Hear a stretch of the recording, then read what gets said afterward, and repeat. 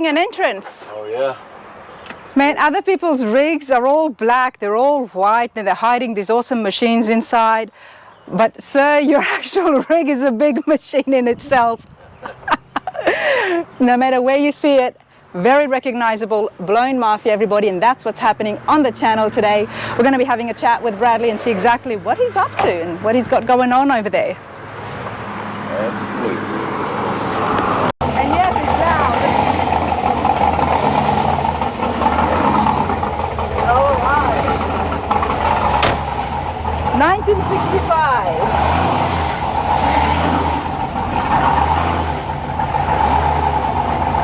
Bradley, I bet your neighbors love you. Oh, they do. Yeah, it's all right. They don't care. 1965, C10. Right? A lot of things done to it. What's happening in the front of us? It's just a small block Chevrolet 355, a couple 671s, nothing crazy, 750, you know, double bumper Hollies, nothing really outstanding.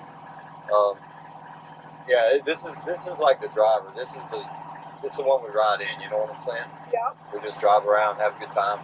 This is the only one that I have that has a fuel gauge, because you know you don't want to run out of fuel, right?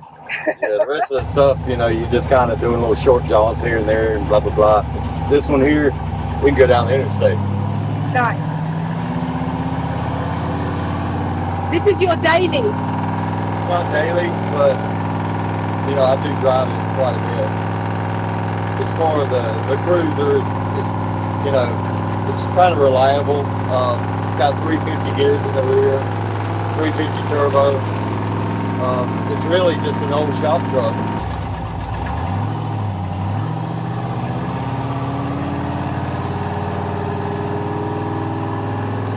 Questions to ask this man, but I'm having a good time. Welcome to the off-road world, everybody.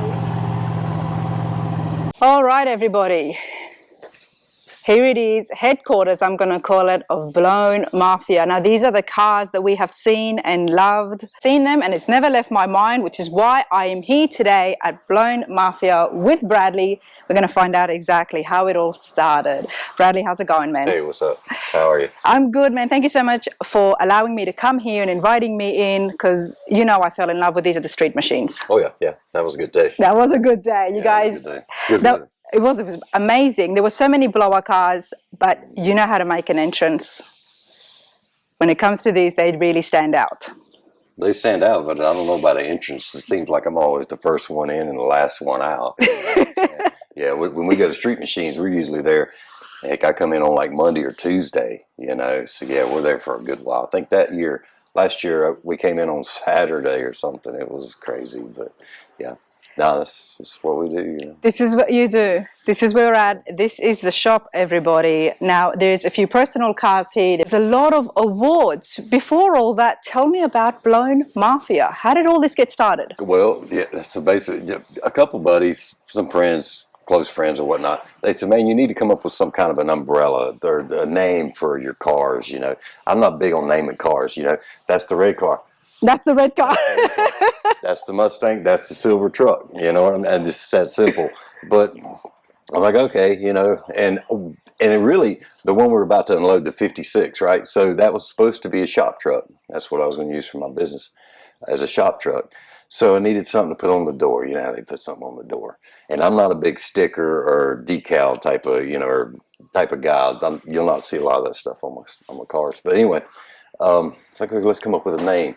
I don't want to put, I disassociate my business and this. This is my lifestyle. My business is completely different. I work on rigs. That's what I do, you know. But I don't mix them. So you'll never see my name on anything at a show. As far as Bradley's Diesel Service, you won't see that. So anyhow, I said, okay, let me figure out something. And that's why I put two words together. It's that simple. I put Blown Mafia. And I Googled it. I couldn't find it. Nothing was there. And that's where it went. It's such a cool name. It was weird because when I was like, Blown Mafia, that sounds kind of stupid. You know, it just didn't really click with me. I pitched it to a couple of my buddies, you know, they're like, oh, that's all right. You know, I said, okay, we'll stick with that. But it goes with it, you know, honestly. I mean, I love the name. I absolutely love the name. And when you see it, you can actually just see, okay, Blown Mafia. It goes with it. It is so cool. But this is your hobby. This is your lifestyle. Yeah, it's not a hot. Yeah, it went past a hobby 20 years ago. Yeah, it is a lifestyle. You It's a live it, you breathe lifestyle. it, you think it, you're constantly. Yeah, it's hard when you have 3 and 4 customers. You know, you're trying to get their trucks done. You're trying to work on these things, but this right here is always there. It's always in the back of your mind. What are you going to do next? How are you going to do this? You know, what's going on here? What show? This and that type of thing. You know, so yeah, it's not. It never leaves. And so to add to that, it's almost to a point to where it gets to a point to where when I don't come up here, when I like kind of try to relax at the house or something, I almost feel guilty for not being here. Wow. Yeah, it's I don't know. Sometimes I wonder what it'd be like to be that guy that could just kick back and watch a football game and just, you know, at the house all weekend type of Yeah. thing. Think, man, that might be kind of cool, but there's no getting away from this.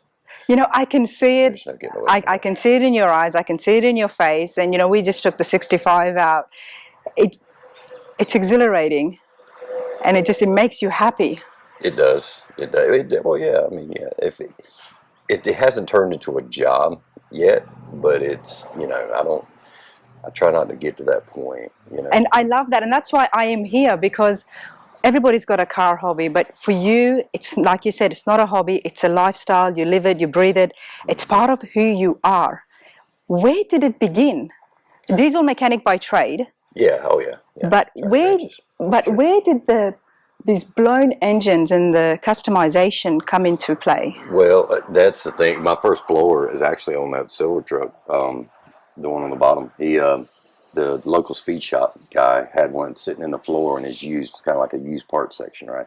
So, and he just seen me every day. I'd go up there, man. I was just eyeballing that thing. And it was really cool. This blower. This one right here. Let's go over here to the 65. Yeah, the one on the bottom. It's, yeah. So anyway, I was eyeballing that thing every day. And finally he said, look, if you want it, you can make payments on it. Right. And how long ago was this? It's 23 years ago, I guess. Wow. 23 or 24, something like that. I'm not good with numbers on that kind of stuff. But so here's what I would do. Fair enough. So what I would do is when I would get paid on Friday, I would go to his speed shop on Saturday morning and he would cash my check. Wow. So he would take the portion, the payment out of my, and I would get what's left over. So, you know, obviously, you know, it was a crackers and water type of deal, you know. That's about what I had left. Enough to make the, you know, the power bill. But that's how it started, you know. And then with that, it just kind of went from there. It kind of grew. And what was it about the blown engine that really drew you? I mean, obviously they look good, but it didn't look like this when you were seeing it. But no, it didn't. You know, that's the thing. I don't know if there really was it was just something different. Mm-hmm. Not a lot of people around here had that stuff. There weren't a lot of blower cars around here at that time. Okay. No, there weren't. Back then, there were just, you know, a lot of street car type of thing. Yeah, there wasn't. Everything was just single carbureted, naturally aspirated type of deal. And there really weren't any turbo cars at all, really, cruising, you know, the streets and stuff. So it was just something different that I could do. Now that blower was on the Camaro. Okay. Yeah. So yeah, it's because I when I first built the Camaro, it was just a flat black, you know, primer deal with a tunnel round on it, you know, small block and a tunnel round. So yeah, the blower just kind of added something to it, I guess. But, and now we see it at so many of the shows. The crowd loves it. You know, we see the parades like the Daytona Turkey Run. Everybody, everybody loves it. But I'm trying to get my head around on how the culture started with the blown cars. With the blown cars? Yeah. Oh man, pro mods, right? And pro mods are what my fascination, you know, as far as that goes. Pro mod stuff. It's kind of. Pro mods. What do you mean by that? Well, so like, you know, pro modified. Okay. Pro modified drag car, right? Yep, drag cars. A lot of them were nitrous around here too. You didn't have a lot of blown cars, but man, when you saw a blown car, whoo, it was, yeah. I mean, that thing, it pops. You know what I'm saying? It does. Yeah, it just, yeah. just sets the world on fire. It don't even matter if the damn thing's slow. Yeah. It sets the world on fire. Because nobody wants to see these speed. They just want to see it coming, creeping down, making a lot of noise. You know, and they do. Yeah, I mean, it's grown to the point now where there's pro mods on the street, and there probably has been. See, here's the thing. So I'm 48, so I missed that early pro street deal, like at Street Machines. I wasn't a part of that. I was, you know, what, 85. I was 10 years old. You know what I'm saying? Yep. So I missed all that. And the thing is like when I did this car, even with the twin turbos, I didn't have a cell phone. I didn't have internet. All I had at my shop, I had just a, you know, regular phone, you know, no big deal. I didn't have flip phone or anything. Yeah. So I didn't know about these cars, like the like we do today. That were done way back when. Yeah. I didn't know anything about those cars, you know. I didn't know they existed because I wasn't there, you know. And at the time frame that it came up for me to get my license and do all this stuff, I'd already passed all the hot rod magazines and car crafts and all that stuff. All that was already gone. So I just didn't have that taste. Now, if I'd have seen that stuff, it would have excelled a lot quicker. You know what I'm saying? It's definitely it's cool as excelled. shit. Yeah, those cars are awesome. You know, and the people that own those cars are just amazing. Yeah.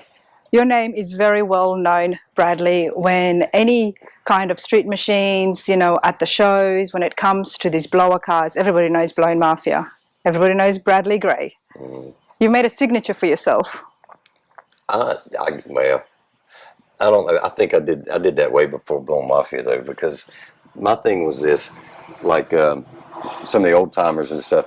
I would go to shows. Sometimes I would do 3 shows a weekend. You know, I was just hungry. It was just so much fun.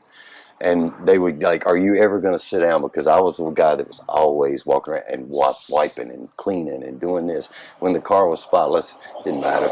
I was walking. I wasn't sitting. Yeah. Something that I would learn a long time ago when I first started in the diesel business, the old timers told me there's 2 things you don't do. You don't put your hands in your pocket and you don't lean against a tire. Right? That's important. Don't put your hands in your pocket. You do not stand around with your hands in your pockets, and you don't lean against a tire. And lean against the tire, I completely understand and respect, but tell me about putting the hands in the pockets. Because when you have your hands in your pockets, that means that you're not intending on doing a thing but standing there. You're not going to you're not going to be working. Okay. You're not going to be moving forward. Yep. Right? So those are 2 things that I've always just, you know, I'll jump on Riley's butt too. Yeah. Yeah, he'd be like this, I'd be like, mm-mm. That doesn't happen. He's good about that though. He's a good worker. But yeah. So yeah, that's, you know, I just did it a whole lot, you know, and I got to be known by that Super Chevy shows. I miss those. Those were such great shows.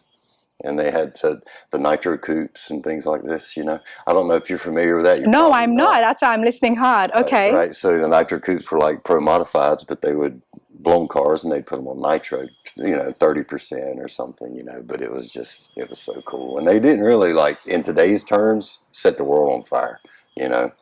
I mean, I'm probably going to piss some people off here, but it really don't matter because really in today's world, electronic fuel injection is, you know, that's where you're going to make the power. Yes. You know, it's like they're doing more with less. Yes. You know, as far as cubic inches and things like this. But, you know, and there's an argument to be had with radial cars and big tire cars, but, you know, you got to keep it real, man. Radial cars are just, they set the world on fire. I mean, they make it happen. They make it happen. I mean, they do. And obviously track prep and all that kind of crap, but whatever. You're not going to put anything out here on this street like this and run that kind of number, you know, like those cars are running. You know, you just 4,000 horsepower. There's not a whole lot you can do with that. I don't care what you got, but I like radial cars personally, but it's not something that I would want to build. You know, but I enjoy those cars. I don't, sometimes even more so than the big tire cars. In an honest perspective. The engines and everything drew you to it. Yeah. That's where the lifestyle, that's where the passion came. But it didn't just stop at the engines, because you built the cars as well now. There's a whole lot of modifications that happened. Well, to an extent, right? So basically, all my cars are back half. The Mustang is only really like full chassis car. But you'll notice that I don't shave door handles. I don't, I don't do a lot of modifications to the actual body per se. Okay. As far as changing the look of the body, I leave that to the G machine guys. You know, those things. I'm more just a traditional Pro Street type deal, you know, honestly. There's nothing that's, you know. But even with the engine bay, there is fabrication that happens. Oh, it has and to we be, can of just see it course. with the Yeah. Camaro right here. Well, like the panels and things like that. You The know. panels. Yeah, all that kind of stuff. You have to, you know, you don't want to see all junked up ass suspension and whatnot. So, you know, you put panels and that stuff. The thing about it is, this car is old, right? Yeah. This car is super old. And in comparison to, you know, it's not a new car, not a new build. But when I built the car, so it's important, like underneath the panels and the fenders and all of that, they look like this. They have to be painted, buffed, you know, the whole schmoo. Under these panels, everything that needs to be painted, buffed. It's the detail that I like to do. Yeah. It's hard to keep up. It's tough. Holy crap! And I'm not the best at it, but you've been doing it for so many years, and it's kind of, you've been tinkling and practicing, because you've done a lot of very detailed work. I've seen some of it, and we're going to show it today as well. No, I mean, yeah, that's the thing. You want it detailed, but it's only detailed and it's only right one time. Mm-hmm. Only once. The minute you start it, the minute you roll it out, that's it. It'll never be like it was when you finished it, if that makes any sense. It'll only be like perfect in your mind of you building it one time, and that's when you finish it. Because you at that point you've got, the sounds really kind of stupid, but like dust, dirt. You've put things in places that you can't reach without completely and even that you could disassemble the whole car, and there's still places you can't get to. Yes. That were brand new, that were perfect when it was finished originally. You just, you know, you can't get back to that state. So all you have to do, you have to work hard to keep it up the best you can, and that's all you can do. Just the best you can. It's hard work, but it works, you know. It's hard work, but it works. Mm-hmm. Yeah. The Camaro is here. The Mustang is here. We're going to go over to the Mustang first. All right. And I want to find out about the setup you've got here. Mm-hmm. It's very different to what I have seen. Mm-hmm. Oh, yeah. Yeah, as far as the engine. Yes. The transmission. Let's start at the back. So, right. Okay. We probably need to, because the engine will get so involved we'll lose the rest of it. But the back's pretty much commonplace. 9-inch Ford, nodular third member, 488 gears, 15 by 14 welds. That is my favorite wheel, is a Lumistar, weld Lumistar. Hold on, I'm going to get to that in just a minute. Now tell me what's going on here. Oh, sure. So 2 fuel systems. These are the fuel cells, right? And then fuel filters and just standard old Holley blue pumps. Nothing spectacular. And then this is a glass right through here. Yes, it's Lexan. Mm-hmm. I did that because I was like, man, why am I doing all this work under here and doing all this stuff? You can't see it. Exactly. Yeah. So let's put a window in there or something, you know, just a way that you can see it. There's also one in the package tray area where you can see down in there. Okay. There's a lot to this car. There is a lot happening, and I'm just trying to get my head around it, everybody. Now, something that a lot of people don't see is this right here. That right there. A lot of people don't see that. This is my wife's car. Ashley's car. This is Ashley's car. I hope the camera can pick it up. I wish she was here. Yeah, this is the wife's car. She said, I want you to build me a car. So, okay, here we go. So, you definitely found the right partner, right? Yeah. Oh, she's all about it. Absolutely. Yeah, well, we just left. We just did a cruise in Saturday. She loves to ride, loves to cruise, you know. Yeah. So, loves cars.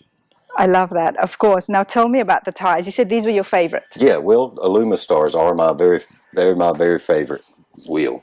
I just like the wheel. I always have.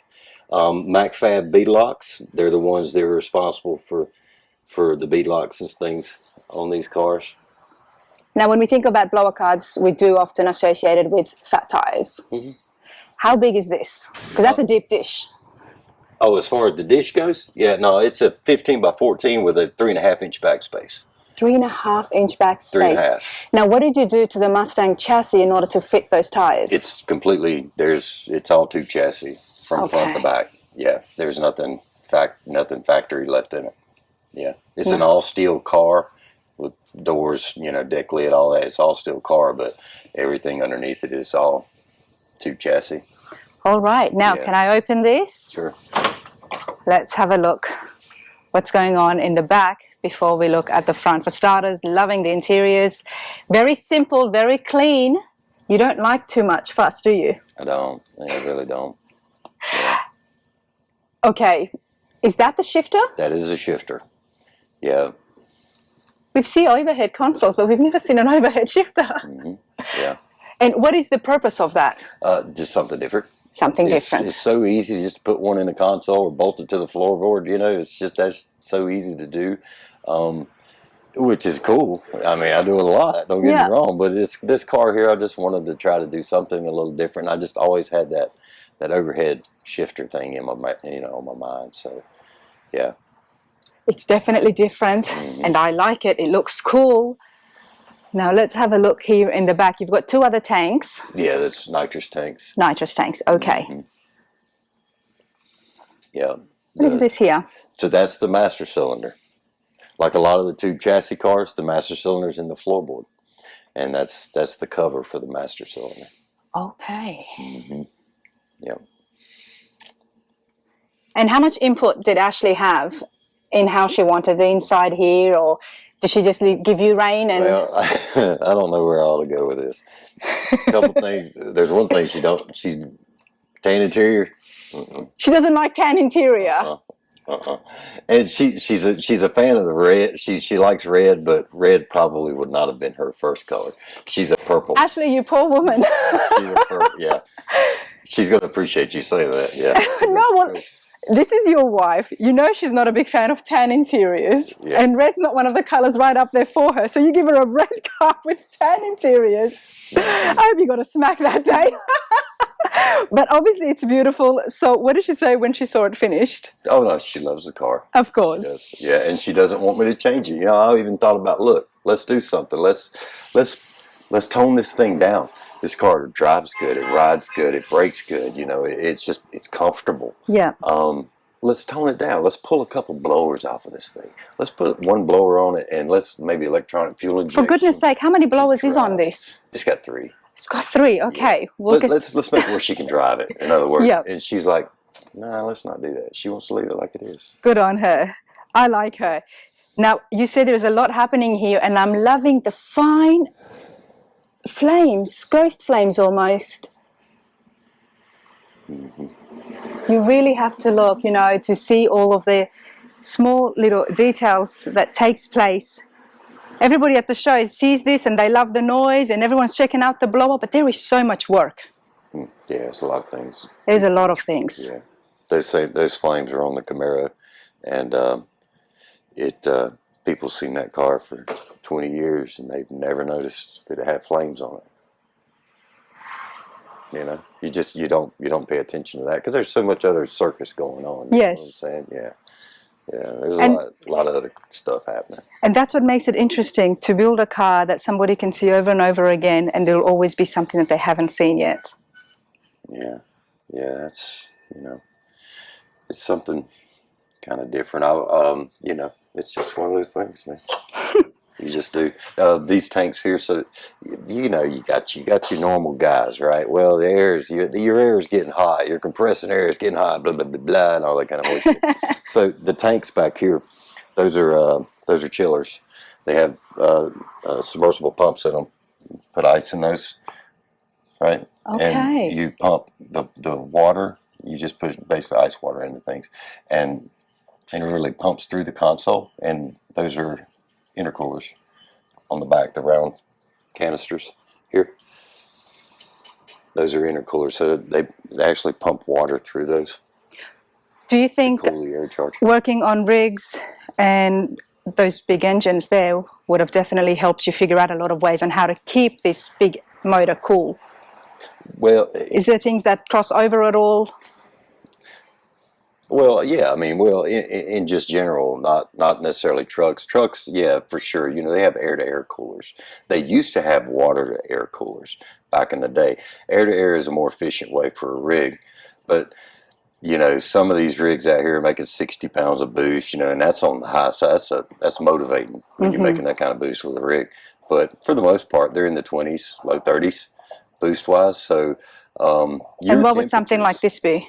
What, boost The wise? boost, yeah. About 18 pounds. That's all you ever get out of this. Yeah, for sure, ever.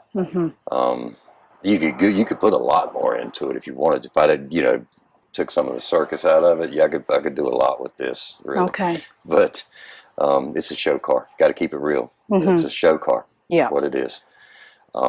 So, but yeah, heat is an issue, obviously, but there again, being a show car, we're not trying to set the world on fire. We're not trying to dyno numbers, and we're not trying to do all these things. We're doing that. The car was built, purposely built, and that's what we do with it. Yeah. So I ask no more, no less out of the car. And in the end of the day, anybody else, what they would think about the car or their perception of what it is it means something, right? But in the end of the day, as long as I'm happy with what's happening, then we're good, you know? That's it. That's the way I look at it. It's a good way to look at it because it's easy to get yourself wrapped up in everything that is happening. As far as what you mean? Well, when it comes to, you said this is a show car. Yeah. Some people can look at it as just being a show car, trying to do everything right, and then they lose their own personalization of it. But it's got to be right for you.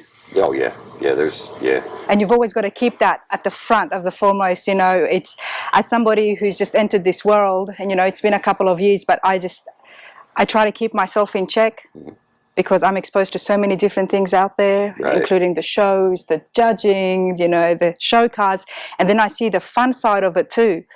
So it's a balance, but you've always got to keep in mind what you want and whether you're going to be happy at the end of the day. Well, and when you say balance, like Silver Truck, that's my driver, that's my rider, that's my go. Every time you say Silver Truck, you've got a big smile on your face, Bradley. That's it. I mean, that was my second. That was my number two. You know, the Camaro was first, then the Silver Truck, and it's yeah, that's my ride. If I didn't have that, then let's say this is the car I had. That's all I had. It wouldn't be this. It wouldn't be this. No, it would not. Nowhere all near. Right, so we'll get over here. So.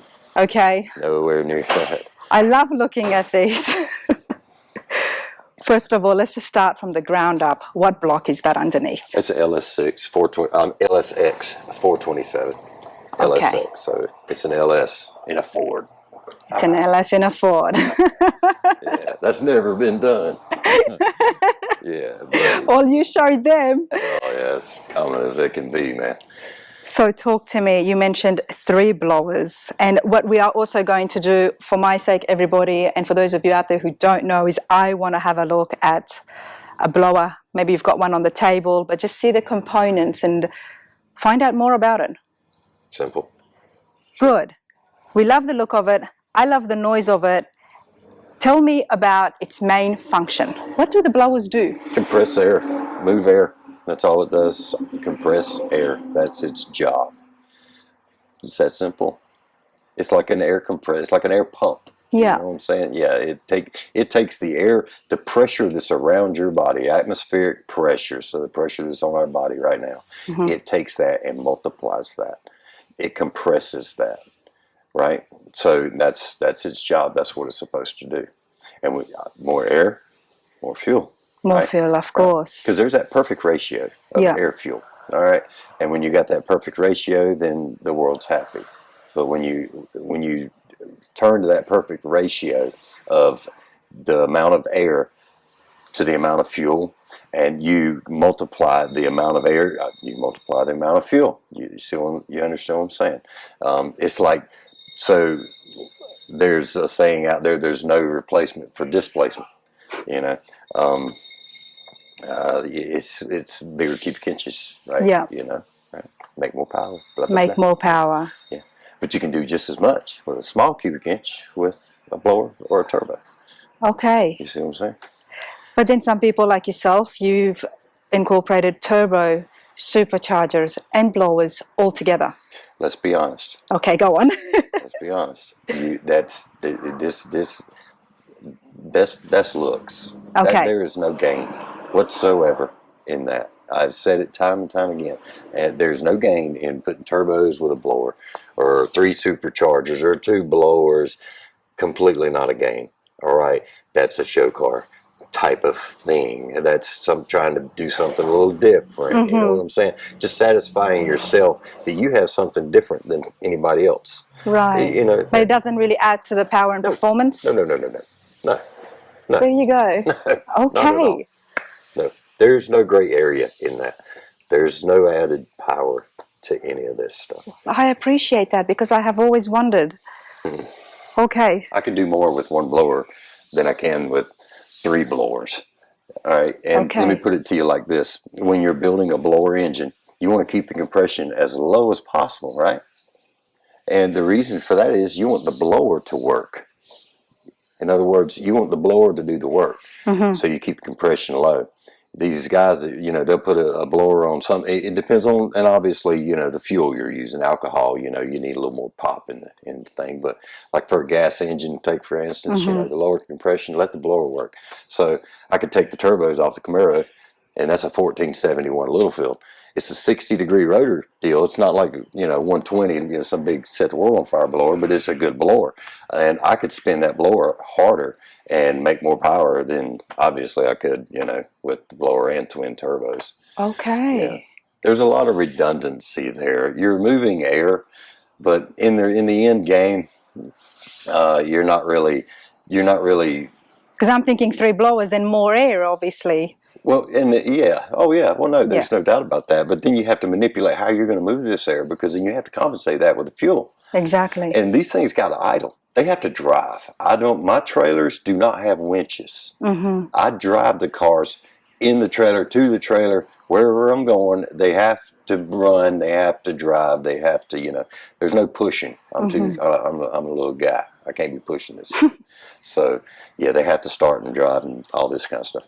But yeah, in the end game, they have to work regardless. Everything has to work. Everything has to work. Yes. Absolutely. We're going to get to the legalities of being street legal and those kind of things in a minute. But these are the 3 blowers from what I can see. Obviously, this one went first. Yes. Yeah. Okay. 871. 871. And then these are 671s? No. Those are the smaller blowers. Those are like 174s, and they come in different arrangements. You know, they're more for like a single carburetor. Okay. You know, 144s, 174s. You know, they have different ranges. Now, here's the trick with these. So, and people know. I'm assuming that people know. So, when you look at these blowers, these little guys, normally, I'll show you. I'll show you. Normally, those blowers are meant to spin. They're meant to spin, okay? This would be a pulley that would be on that blower. Because of its size, it has to spin fast. They overdrive the piss out of these blowers. So you can see the difference here, right? I've got these things slowed way down. You see the difference, you know how that is a big one you've got. Yeah, I've got them slowed way down because it would not work trying to spin these things as fast like they're meant to be spun. Okay, they're moving air. It doesn't matter what whoever says or whatever kind of horse shit. They're moving air. They're moving air, but they're not moving it like they were intended. And what is the purpose behind that? Just as far as which part? Of having the bigger ones as opposed to? Because I couldn't make all that air work. I could not do that and make all that work spinning that blower that fast. There's no Okay. way. Just couldn't do it. It's too much. There is such a thing as too much. Is there? Yes. Really? There is. Okay. There is. Yeah. When it comes to trying to make stuff work, I mean, I've done things that I just could not make work. But normally, if I try to make something work, I keep going until it works. I do whatever it takes, whatever I got to do to make it work. Yeah. There's a lot. This thing, there's a lot to this. A lot of stuff happens, and obviously, things break. Okay. That's broken. Yeah, things break. So this is one of the I guess carnage of this setup. Before I actually went to these front covers, it would pull so hard, even with all the bracing, and I've even went in and redone a lot of that. It would pull so hard on the snout and here's another thing. These blowers were designed for a serpentine belt setup. Okay. Doesn't have this. This thing is is really aggressive when you have that much belt trying to run that much circus. It gets kind of aggressive and it pulls in on things. But yeah, so there was a lot of trial and error with this setup, for sure.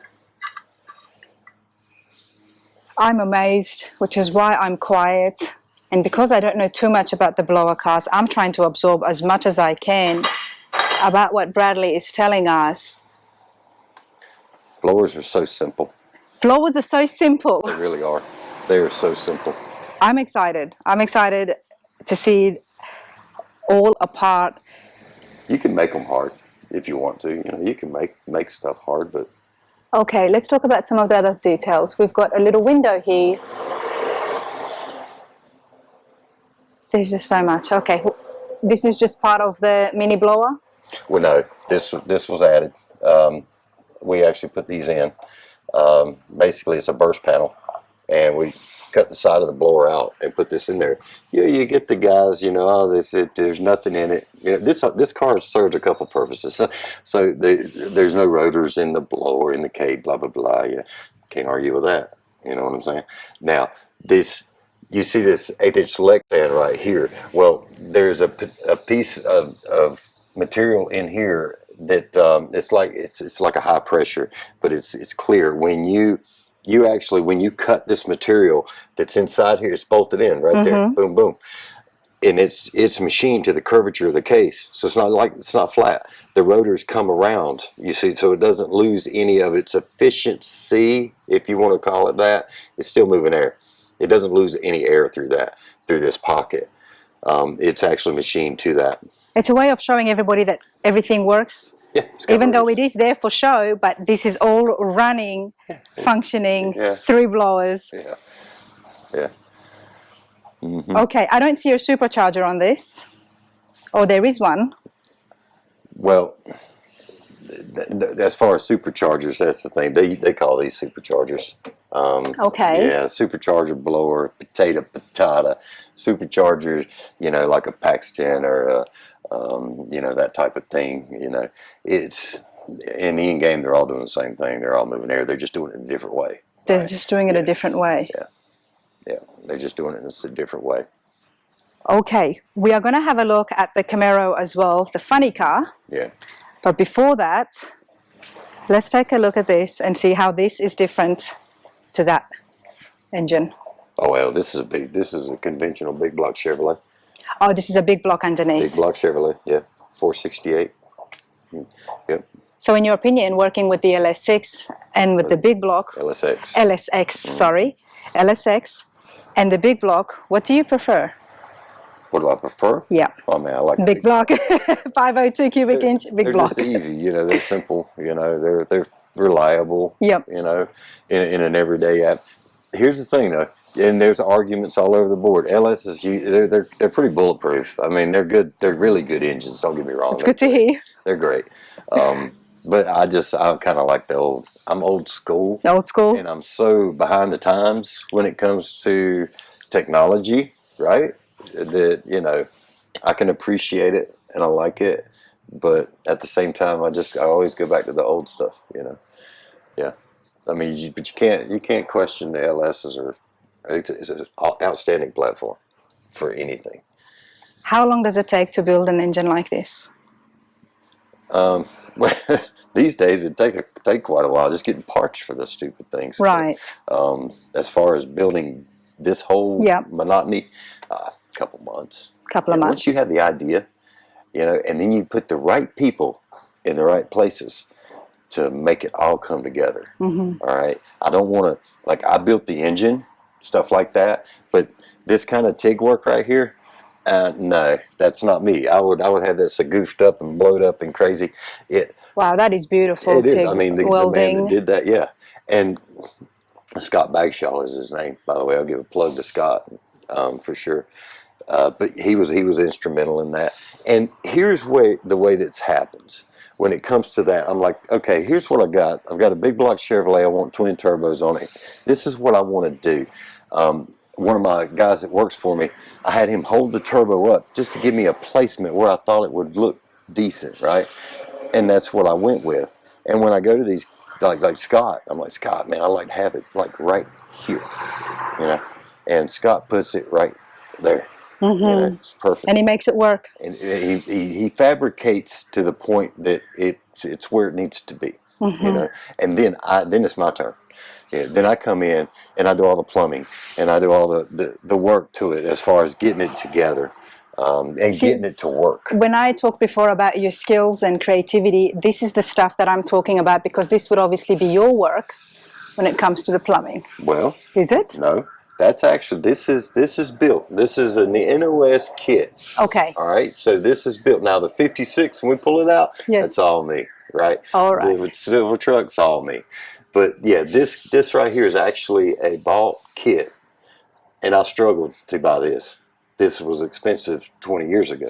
Mm-hmm. I struggled really hard to be able to get that.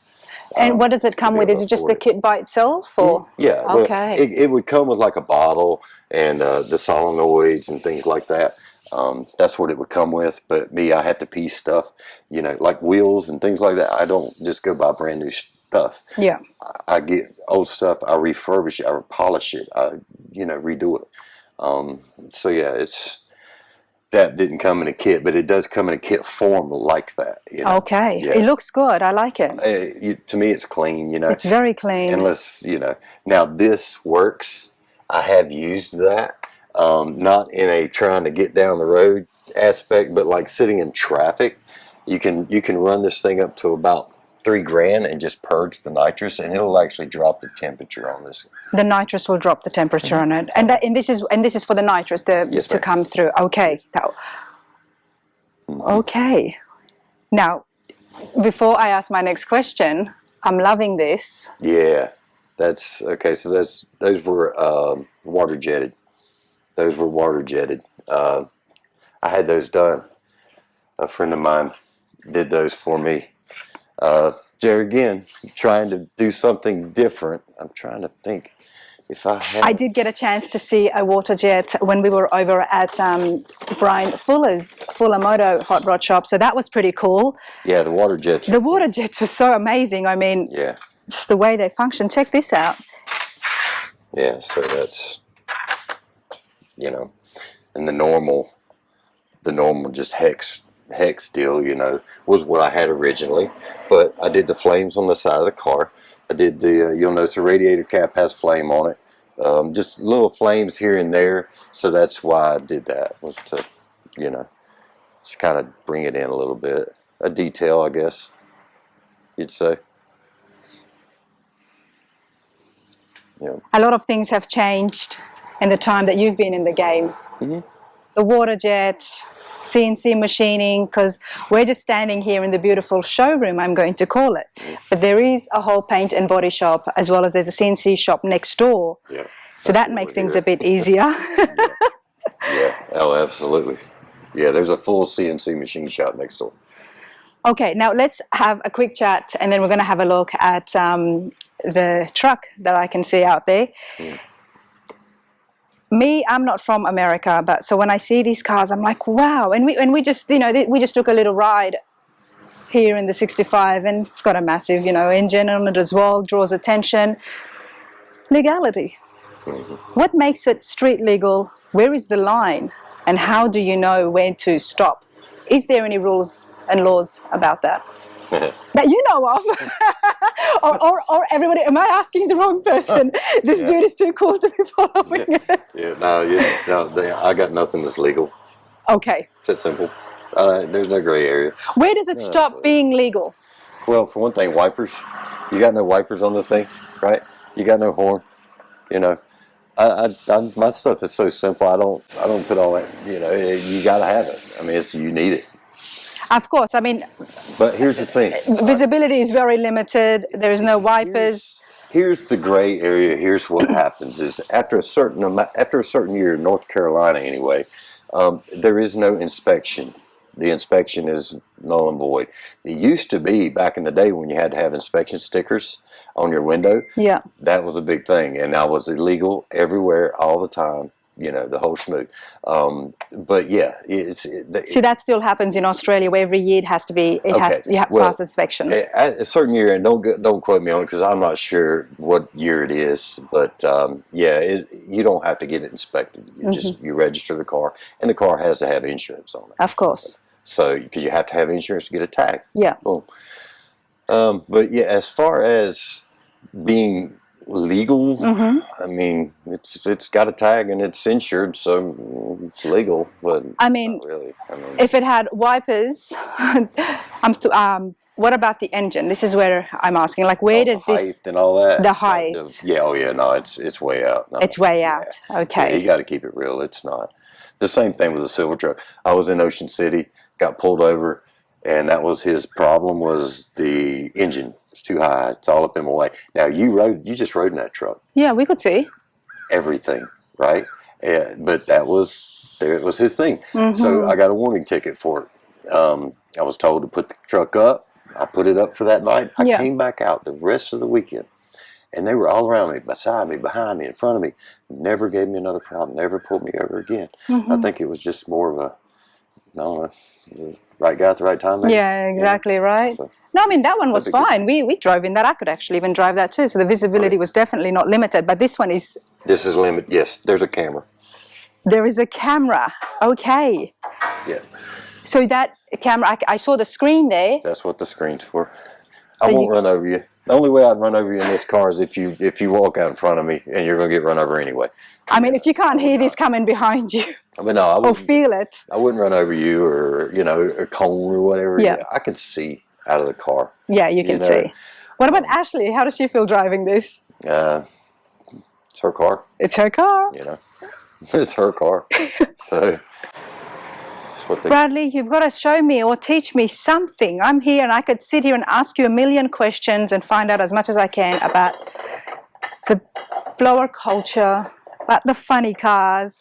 But I'm at a hot rod shop, everybody, and I've got to learn something. What are you going to teach me today? All right. I'll teach you something. All right. I'll teach you something. Let's get all this crap out of the way. Well, what is this I'm looking at?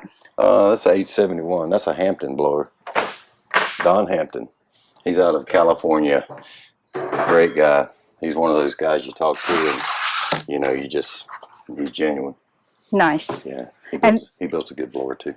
This is what you would get when you first get your hands on a blower. Before putting it into the car, this is the setup, this is how it comes? Or have you added stuff already? Well, yeah. Oh, yeah. We've added like the snout and things like that, the belt guard. These are just add-ons, just extra stuff. This is not something you would get, right out the box type of deal. And then so some guys, it depends on what you're doing, like with a long snout. So this is on a Mopar is a 440, so it's got a 7-inch snout on it. You use what they call a swing arm, which is this piece here, and that's how you adjust the belt. And then you got to jam that right here to tighten it down, right? These are good. They're okay. They work fine. But like in certain applications, if you're like trying to set the world on fire with big pulleys and stuff like that, it'll actually, when you gas on it, actually, kind of loosen it up. You know what I mean? There's no real good way to tighten that down securely if you're trying to anything. You're not going to see that on a damn drag car, like, running a crazy number or something. it's more block mounted or blower mounted idlers. Snouts are universal. It's a 2-inch register, which is an industry standard. Y-end is one of the only ones they do a 2 1/8 inch register. So it's a little bit bigger, and then sometimes they'll offset the holes. But this pattern right here is about every blower you're going to find is this. It's 2-inch register and the standard 6-bolt pattern. And the snout's the same way. The covers are the same way. They've made this stuff so just about industry standard. Here, this is a Y-end front cover. So the register is bigger, and then there's an offset hole. The hole is closer on these 2 bolts than the rest of them. And why they did that is just, I guess, to stay proprietary to their brand.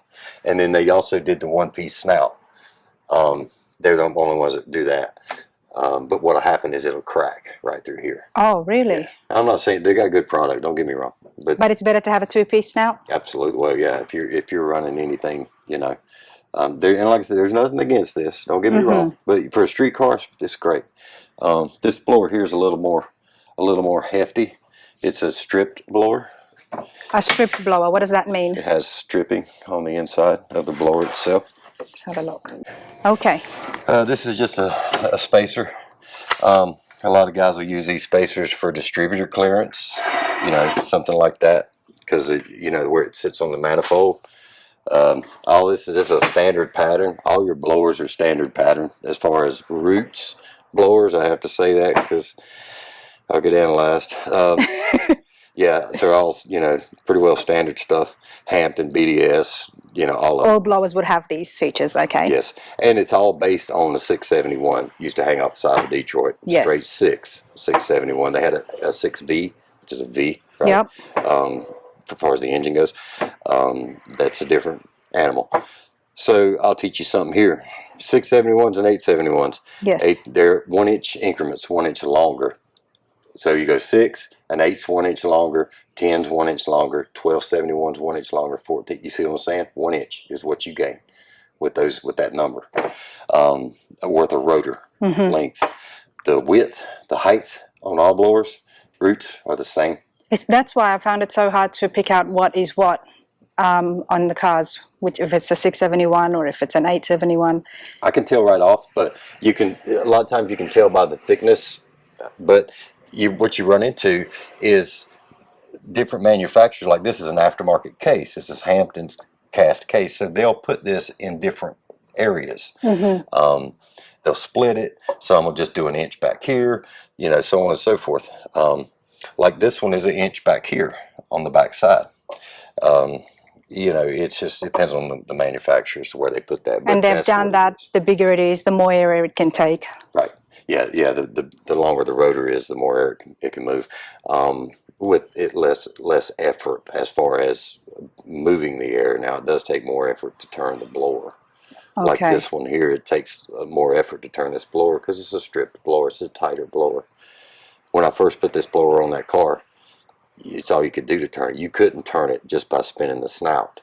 It was brand new, right? It was just freshened up. So you had to literally put something in or spin it with a ratchet. You couldn't do it by hand. Whereas now, he's already ran it. You can spin it.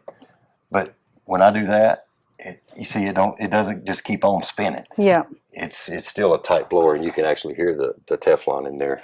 And that's a good thing. That's what we want. Yeah.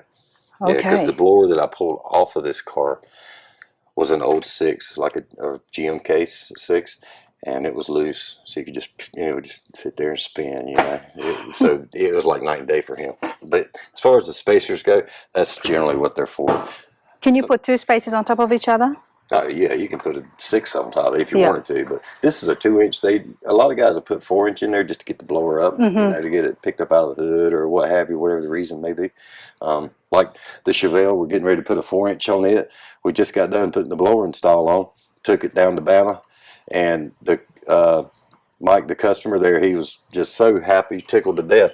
But he has a 4-inch cowl, so when we go to cut the hole in the hood, there's not going to be a whole lot of blower hanging out, not like what he's after, right? So we'll come in and we will put a 4-inch spacer underneath the blower, raise it up, and that'll bring the pulley more so out of the cowl type of deal when we cut the hood. This is the serpentine belt? No, that's the Gilmer. It's an 8mm. Okay. 8mm. So the thing with that is 8mm will hold more boost than a 1/2-inch pitch because you have more teeth, right?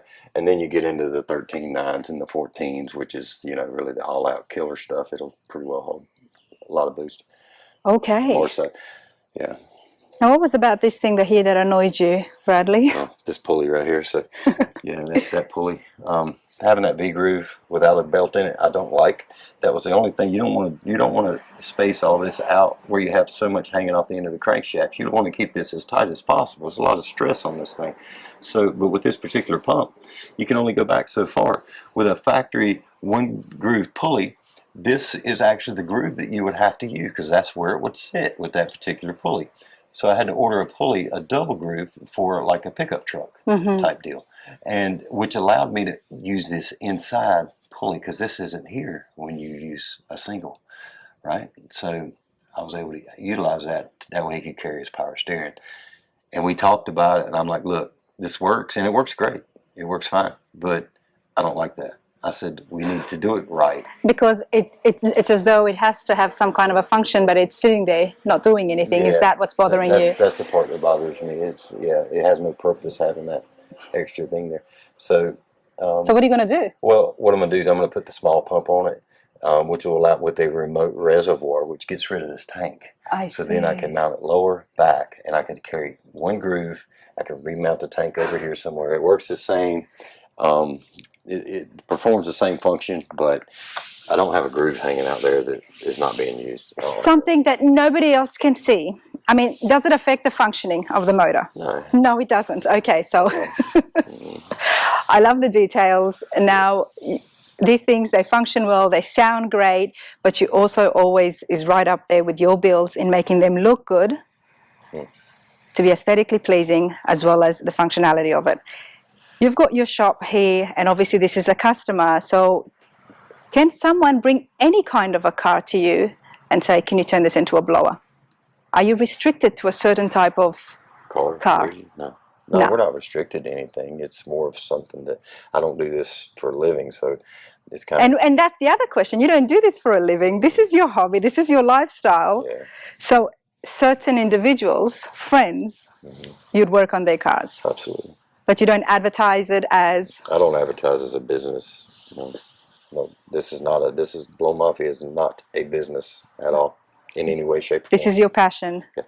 And that's why I love bringing individuals like yourself on the channel who are just absolute hot rodders. Yeah, and that's what this is about. Exactly. It. Yeah, it's fun.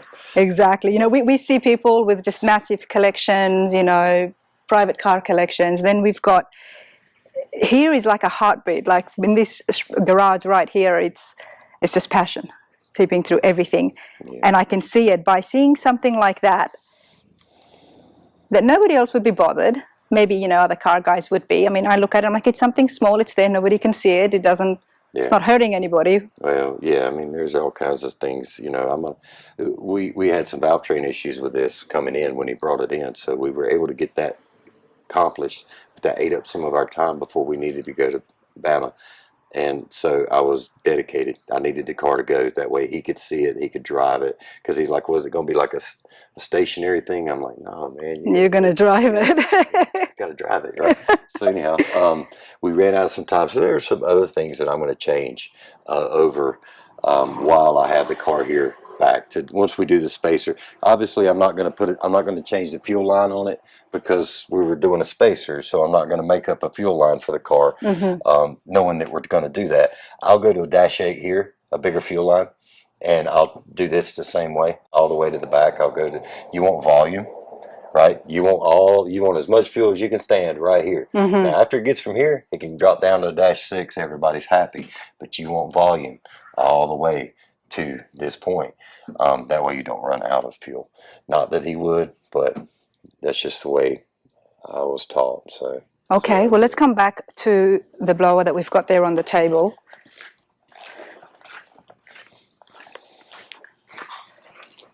Yep, 871 Hampton Tom.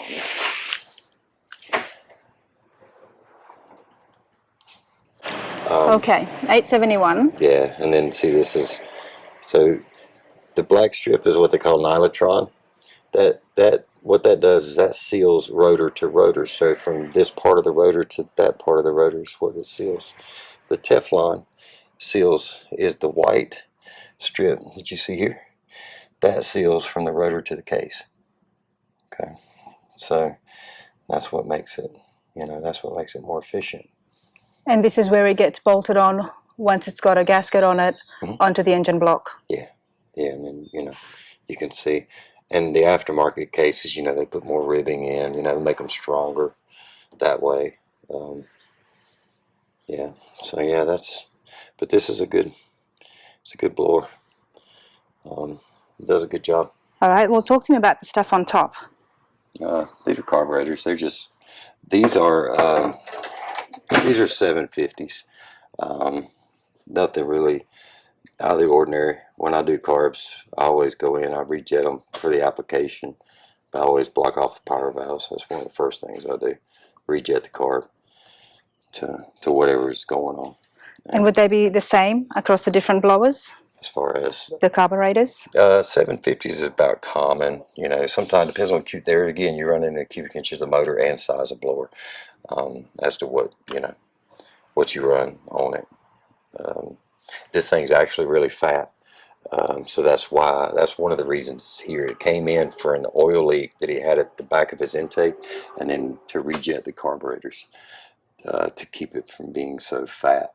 Bradley, what do you have to say about 2024 and the modern day that we are here now with the changes that's happening? Obviously, you mentioned the fuel injection, but with the car shows and the culture, do you like the way it's heading? What would you like to see happen as somebody who's been a part of this for such a long time? I'm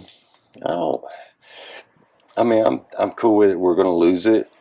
You're cool with that? No, I'm cool with how everything is going right now. Yes. Because we're still, the Pro Street thing's coming back, yes. and stuff. But we're going to lose it, so we have to cherish what we have. And how can we cherish it?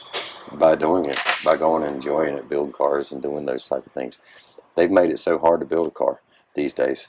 And when I say they, it's like it plays hand in hand. You cool stuff ain't cheap. Cheap stuff ain't cool. Exactly.